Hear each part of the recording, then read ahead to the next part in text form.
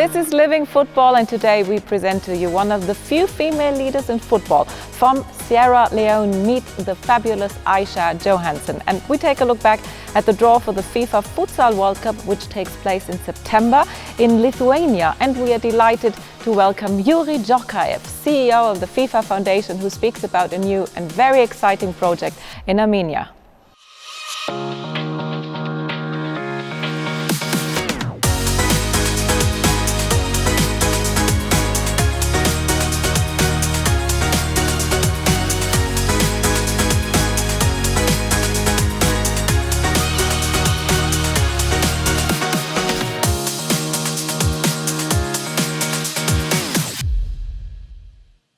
Gianni Infantino, the FIFA president. Mr. President, you've recently visited Sierra Leone. You know Isha Johansen. What do you think of her, not only as a member of the FIFA Council, but also as a female leader in football?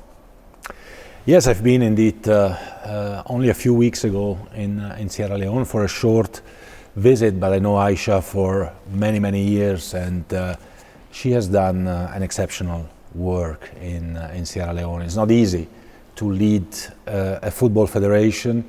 It's not easy to lead a football federation in Africa, in a region which was going through very difficult times, including conflicts and serious conflicts.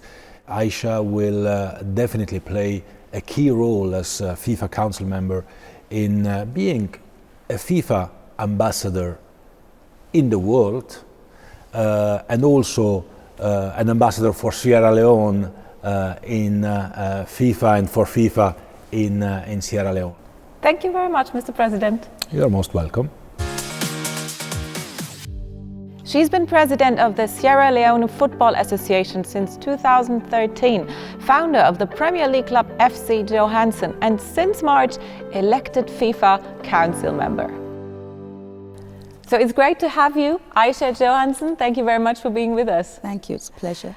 Isha, what does it mean to you to be one of very few women not only to have headed a national football association, but recently becoming even a member of the FIFA Council? Well, for me personally, it's of utmost pride for me.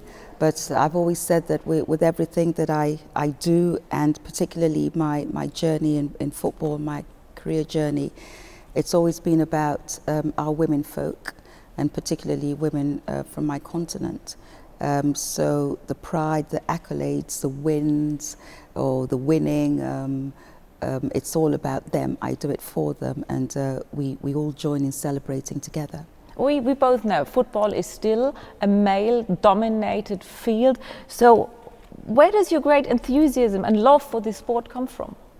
From a very early age, as young as 5, I remember my father taking me to watch football matches at the stadium. My father, and he's still alive, is 87, was a co-founder, and he was a chairman of still the biggest club in Sierra Leone, called the Eastern Lions Football Club, and I always equate them to Manchester United. Not that I'm a big fan of Man United, but anyway, they're red, big following, very noisy club, and a really established and a great club in Sierra Leone. And as chairman, they would always come to the house. So that ambience and the passion, the highs and lows of winning, losing, preparations. Coming to think about it now, it was instilled in me. It was almost like in my DNA. Football was the food and the life and soul of our home. But what drove you also to become successfully involved in it professionally as well? Because playing football is the one side, but becoming professionally involved on this level is a different one. The football story started in 2001, just after the brutal civil war that I'm sure you all have heard about in Sierra Leone. And it was just a case of kids in the neighborhood. And, it's not just Sierra Leone, most third world countries, and most countries you see all these kids scattered all over neighborhoods, they're playing football. And Sierra Leone was no different. And there were these kids in the neighborhood, like I said, I'd see them from maybe about 8 in the morning till late at night, just playing football on the streets. And it became very clear to me that these kids were either, homeless, or they had no parental control or care, and they were just there in the streets. So, after a while, I approached them, or maybe it was their manager, who was probably not more than 15 or 16, who approached me and said that they needed boots, or they needed a ball. Yes, so this was like 2001, 2002. And that for me was the opportunity I could get to say, well, maybe I can strike a deal with these kids or get to know a little bit more about them. And I was right. A lot of them were displaced, some were orphaned. And so to cut a long story short, I said, look, I will get you a ball. I'll even get you more than a ball. I'll get you boots, but you guys have got to go back to school. Well, that's the story of FC Johansen. Yes. But where did it end? Well, it ended with FC Johansen from putting these kids together, putting the second division, first division, Premier League club, being invited to Real Madrid to play the youth side, the Mayor's Cup in the States, the Gothia Youth World Cup. We just toured the world, and now it's a Premier League club, and actually they won their match yesterday. Quite happy for them. Congratulations! Yeah. So with kids going for trials in Liverpool, Chelsea, meeting the likes of David Beckham, Zidane. It was just it was a true story of a field for dreams, or the field of dreams, and giving young children the hope and the belief that you can not only dream, but if you chase that dream, you can actually realize that dream, and good for them. And with football, and that's what football does, for that moment in time when you're playing your football, you're lost in that moment of passion and the joy of playing, and nothing else matters. And that's what I created and I brought into the lives of these boys. But with that, I also introduced discipline. With that, I also introduced the educational aspect of things. With that, I also showed them, like I said, that you can dream, because most of them, they call themselves Ronaldo. There were so many Messis there were so many Thiagos and all sorts of names, the big names. They all believed they were that player. And so I gave them a reason to believe that you can be that player or even more. And that's the logo, the slogan for FC Johansen. It's chasing the dream. You are a female leader in international football. What do you think? What are the special challenges still for women who are looking for a career in football? Well, it's simple. Society is not really that ready for women in governance or leadership in football, and I think in most male-dominated arenas. So we have to change this. Of course we have to change it. It's going to take a while, but the most important thing is that it's started. Change has started, and not only has the change started, there are success stories to these changes. Some challenges are more painful than others, but again, we're breaking these barriers, and I hate to sound like a victim, because I'm not a victim. I never have been. I'm a survivor, and I break barriers. We've broken barriers. You're doing that, and so many other women that we see now, the Fatma Samaras, the female FA president in New Zealand, Lydia Sinkera, so many other women that are coming, they're emerging in football, and male-dominated industries are making us really proud that, we're breaking these barriers, and we're inspiring and creating more young ladies or women to come on board. Besides this, what is important for you as a female leader? That I do my best, and that I'm not considered a token number. Okay. I don't want to be a token number. I want to be considered as a woman who's been elected or appointed, or she's in a position of governance because she deserves it. She's worked hard for it. I've been put in the right place for the right reasons. And I think most women, that's what is important when you take up these challenges, that you're in it because you know and you believe you can compete on an even platform. There is fair play in our industry or in our pursuit to lead. That's very important, and I think most women must adopt that you're going in not to show that, yes, I'm a woman, I can, but I'm a woman that is capable. I'm a woman who can challenge and be challenged. I'm a woman that can excel. I mean, you've been just recently elected to the FIFA Council, so that means you are a very important ambassador for football on an international level. That's exactly what I'm saying. You see the bigger picture now. So it's about coming out of just being that FA president for a country, and you sit at a board that talks about and deliberates on world football governance and development. And you don't sit there just because you want the name, the title. You go in there knowing that you've got to do something about it. You've got a position, then you do something about it. You just don't sit there and you wear the badge. And that's what I want to do.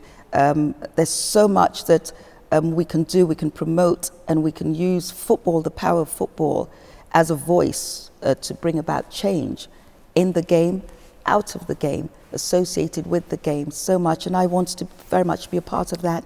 In which way do you feel the support also from FIFA President Gianni Infantino? He's just incredible. Honestly, he's. I was saying earlier that I just don't know where he gets his patience from.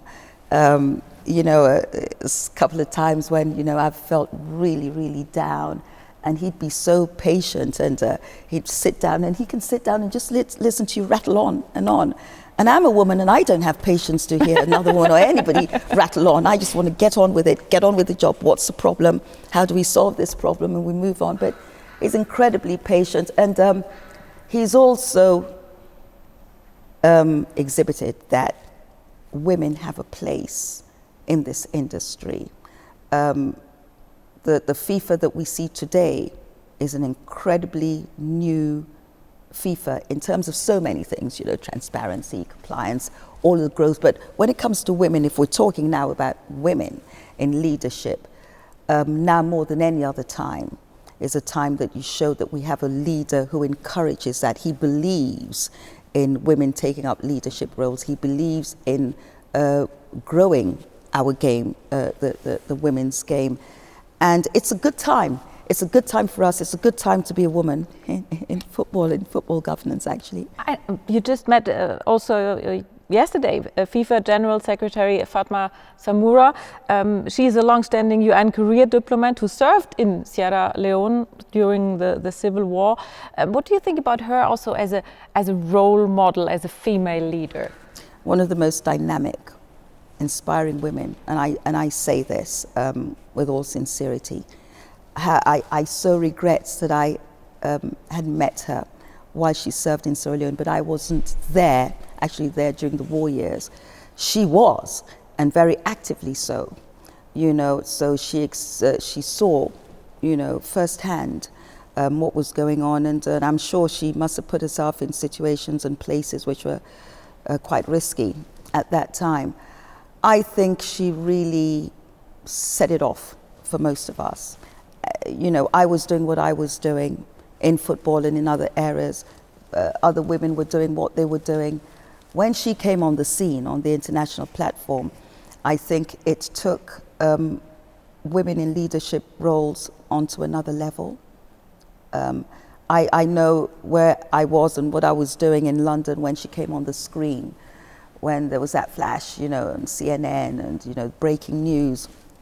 And an incredible feeling for all of us, goose pimples and tears of joy and pride. And even as I speak now, I'm getting emotional because I know what it means to us women, and I know what it means to African women as well. What kind of legacy would you leave behind? I'd like to be remembered as a woman who dared to dream. And not only to dream, but to chase that dream.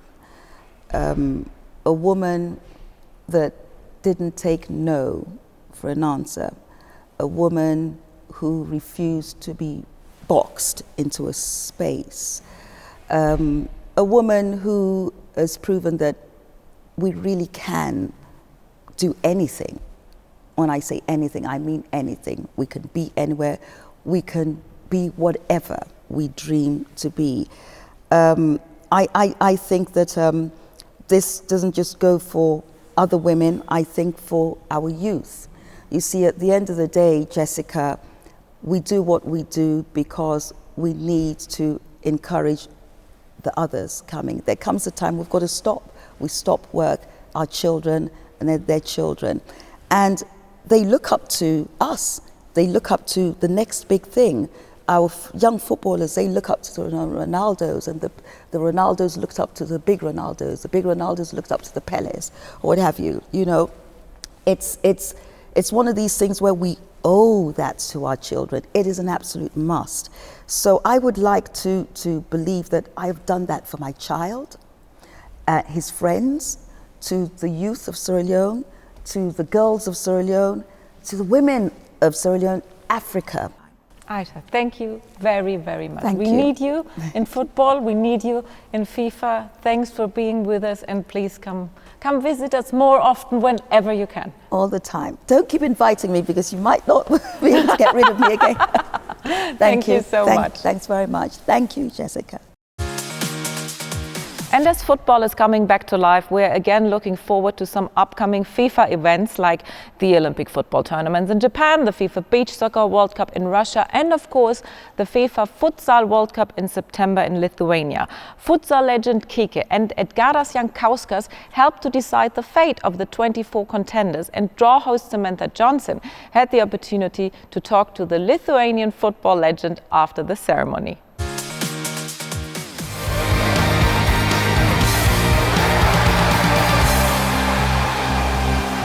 Hello and welcome to the draw for the FIFA Futsal World Cup 2021.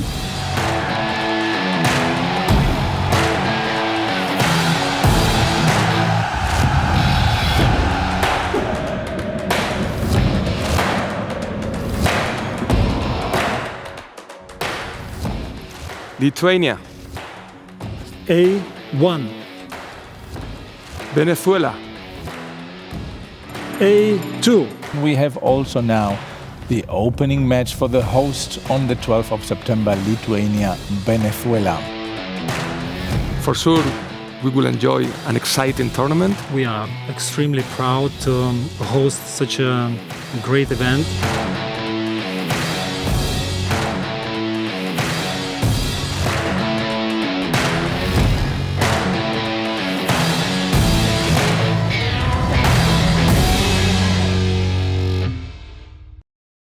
We are very happy to welcome a true legend of Lithuania right here in Zurich, Edgaras Jankauskas.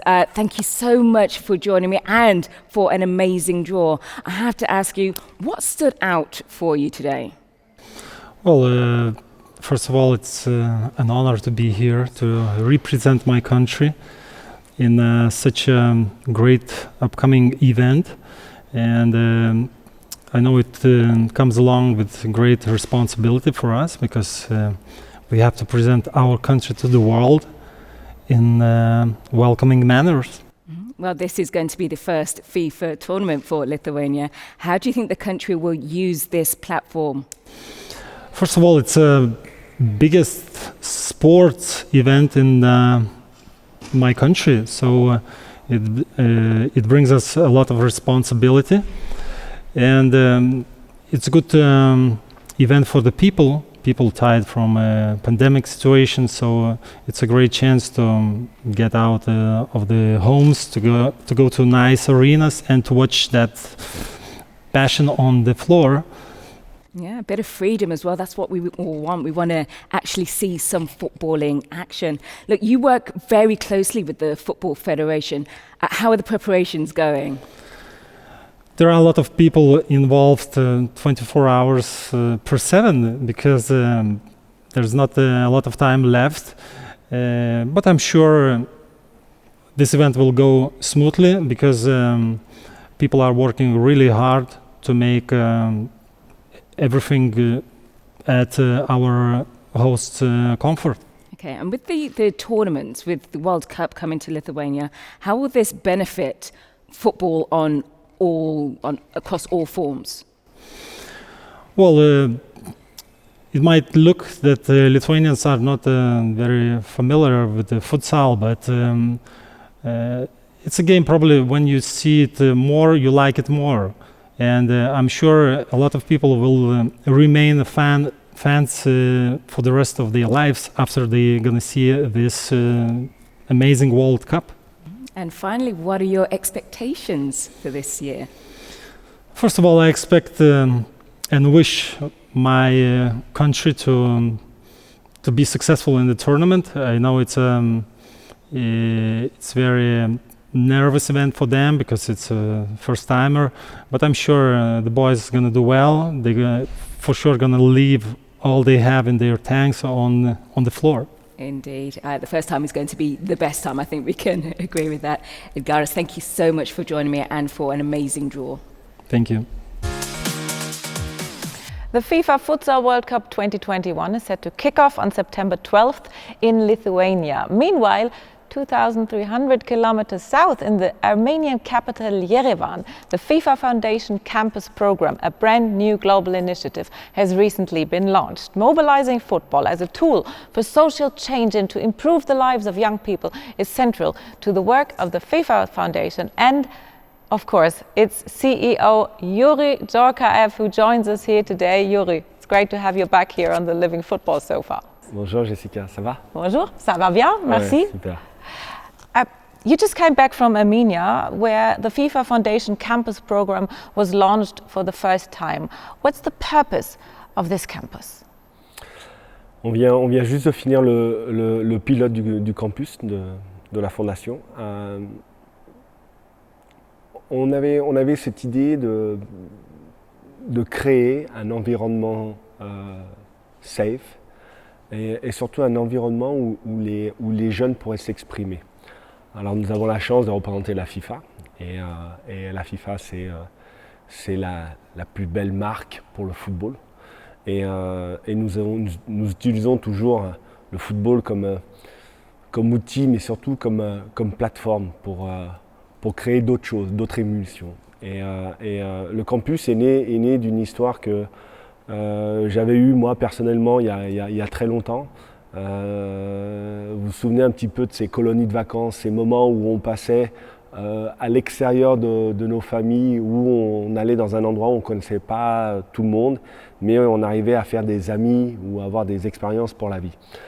C'est un peu la même idée. On s'adresse à des enfants qui sont de quartiers défavorisés ou qui viennent de backgrounds des fois un peu compliqués. Et on les invite à avoir une expérience pour eux première, déjà avec le football. Mais en dehors du football, c'est surtout une expérience de vie. Voilà. Qu'est-ce qu'on peut vous proposer, mais qu'est-ce que vous pouvez aussi nous amener. Et le campus est extraordinaire parce que c'est un moment de partage, c'est un moment de communion, c'est un moment aussi de liberté, de rêve. C'est pas évident. C'est pas évident parce qu'il y a des enfants qui sont orphelins, il y a des enfants en Arménie qui arrivaient déportés de la guerre, il y a des enfants qui font partie de petites communautés. Et on essaye de créer un rassemblement où chaque individu, chaque enfant peut être lui-même, soi-même, et aussi donner un petit peu de la part de soi-même aux autres. It was an exciting trip, definitely. And before we go deeper into the topic, let's take a look at the highlights of the first FIFA Foundation campus.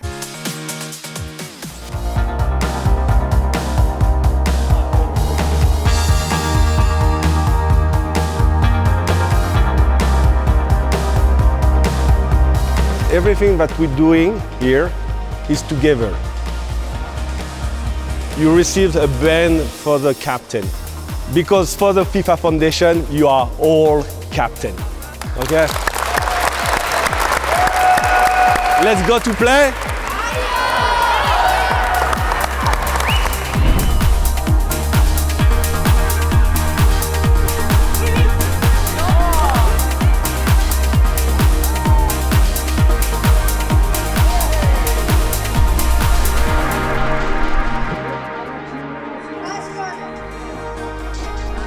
It's important to participate, it's important to win, but we don't have to forget that respect is the most important.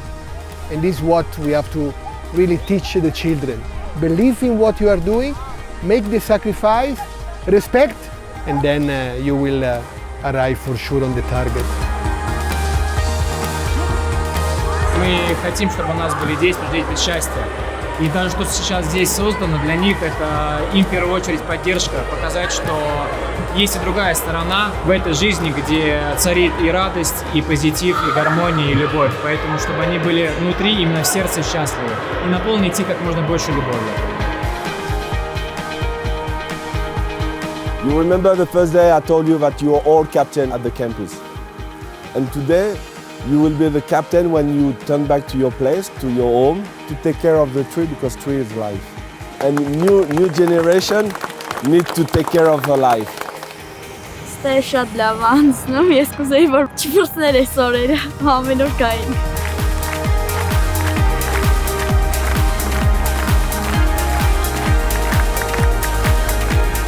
They don't want to stop. We want to continue the campus, and this is a mission accomplished because we are branding every day. Every day we say, okay, what next? What next? And the next is already tomorrow. And tomorrow we will traveling to Europe and starting to plan the next campus. FIFA Foundation brings together, I think, two really important points that support the Sustainable Development Goals. And that is, one, the role of sport in achieving the goals, and the other is the role of supporting the youth, who are both, of course, our future, but also providing solutions for the challenges that we face today. It was great for us to be able to partner, and we look forward to it next time, hopefully soon.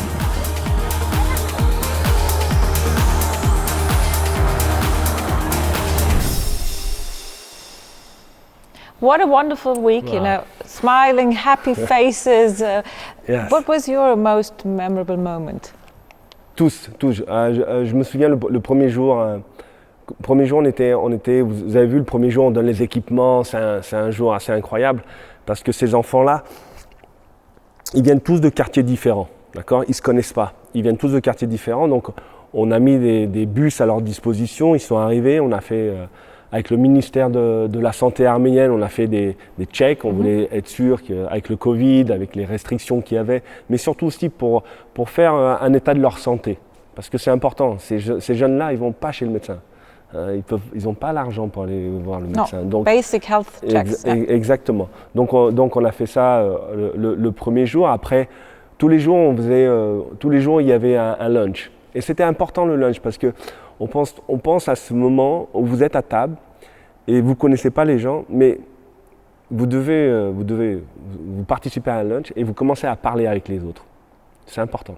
C'est vrai que les Français, on aime bien, on aime bien les lunchs, mais c'est un moment convivial. C'est aussi un moment où certains n'ont plus de famille. C'est aussi un moment de partage. Et après, il y avait les images, vous avez vu, il y avait tous ces équipements-là. La fondation a amené tous les équipements, des chaussures, au sac à dos, aux t-shirts et tout. Et les enfants, ils réagissaient pas. Nous, on s'attendait à ce qu'ils soient tous fous, heureux. Et non, ils étaient là, il y avait très peu d'émotions. Et c'était assez difficile pour nous, on ne comprenait pas pourquoi. Et en fin de compte, il fallait leur laisser le temps de comprendre. C'est là où la fondation est importante, où on essaye vraiment de comprendre l'autre. Ok, on leur donne des choses, on leur donne des cadeaux, mais ce qu'ils veulent, c'est pas que les cadeaux, c'est l'attention. L'attention, qu'est-ce qu'on peut vous donner?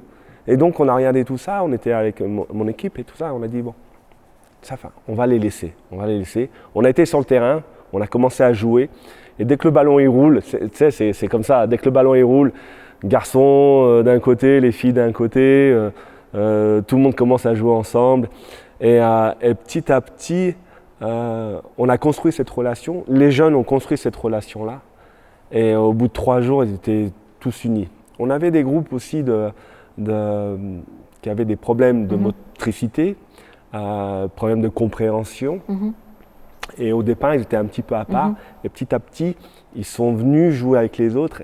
Et à partir du 3e jour, donc le campus c'est une semaine, à partir du 3e jour, il n'y avait plus de différence.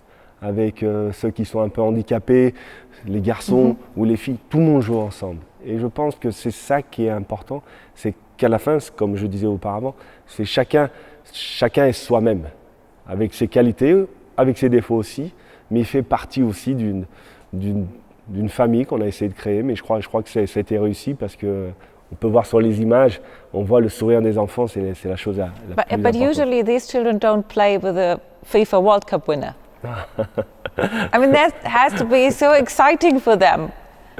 I mean, they probably all know you. You have Armenian roots. Bien sûr, bien sûr. Ça, c'était la cerise sur le gâteau. C'est vrai que tous les jours, j'étais là. Tous les jours, j'ai joué avec eux. Tous les jours.